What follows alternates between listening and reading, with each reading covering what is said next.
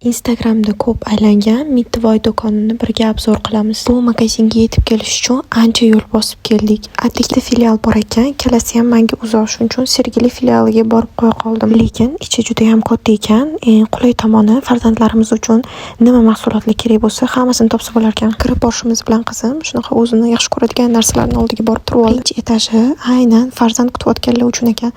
Agarda siz ratomga hali ham sumka yig'magan bo'lsangiz, bu joyga kelsangiz albatta yig'ib ketasiz. Ikkinchi etajda bo'lsa, 2 yoshdan katta bo'lgan bolalar uchun kiyimlar bor ekan. Chiqishim bilan e'tiborimni birinchi bo'lib tortgan narsa bu kolgotkalar bo'ldi va ularning narxlari. Shu kolgotkalar atigi 16 ming so'mdan ekan. Bizda qishki kiyimlarimiz bo'lgani uchun qizlarimga asosan bahorgi kolleksiyadan narsalar oldik. Narxlari bo'lsa, borib ko'rishga albatta arziydi. Mana yana bitta e'tiborimni tortgan tomoni bu bolalar burchagi. Bemalol kiyimlarni tanlab turgunimgacha qizim shu yerda o'ynab turdi. Etajida o'yinchoqlar va kolyaskalar bor ekan.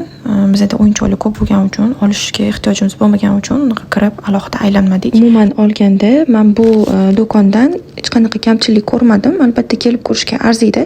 Hamma qulayliklari, sharoitlari bor. Ishchi xodimlar esa xushmuomala. Faqatgina bitta notomoni bu menga lokatsiya bo'ldi. Shaharda ham yana bitta lokatsiya ochsa, menimcha yaxshi bo'lgan bo'lardi. Keyingi safar qayerda obzorini ko'rish xohlagan bo'lardinglar, kommentariyalarda yozib ketinglar.